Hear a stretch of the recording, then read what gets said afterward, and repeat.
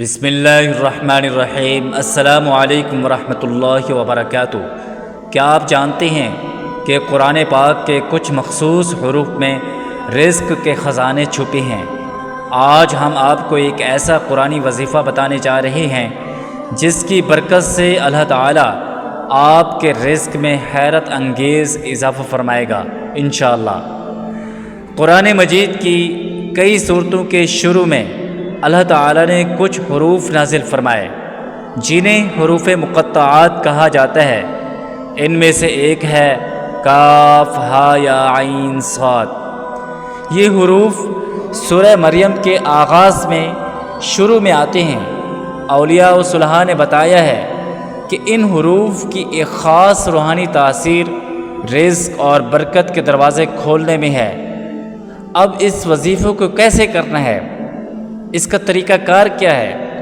باوضو ہو کر قبلہ رخ بیٹھیں، وضو کر کے قبلے کی طرف منہ کر کے بیٹھ جائیں۔ دل میں اللہ تعالیٰ سے رزق حلال میں کشادگی کی نیت کریں۔ 313 مرتبہ کاف ہا یا عین صاد پڑھیں۔ شروع اور آخر میں ایک مرتبہ درود ابراہیمی پڑھیں۔ آخر میں خلوص دل سے دعا کریں۔ فجر کے بعد آپ نے کس وقت کرنا ہے؟ یہ تو طریقہ تھا، اب کون سے وقت میں آپ یہ وظیفہ کریں؟ فجر کے بعد یا عشاء کے بعد؟ کم از کم 21 دن تک مسلسل 313 مرتبہ ہر روز پڑھیں۔ انشاءاللہ رزق میں اضافہ، تنگ دستی کا خاتمہ اور برکت کا نزول ہوگا۔ وَمَن يَتَّقِ اللَّهَ يَجْعَل لَّهُ مَخْرَجًا۔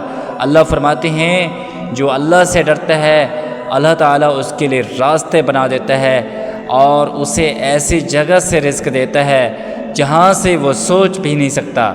اگر آپ چاہتے ہیں کہ آپ کے رزق میں برکت ہو، آپ کا دل مطمئن رہے، تو اس عمل کو اپنی زندگی کا حصہ بنا لیں۔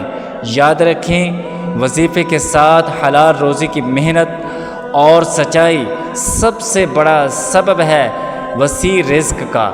اگر آپ کو یہ بات اچھی لگے تو لائک کیجئے، دوسروں کے ساتھ شیئر کیجئے اور ایسی مزید روحانی ویڈیوز کے لیے ہمارے چینل کو سبسکرائب کریں۔ جزاکم اللہ خیر، والسلام۔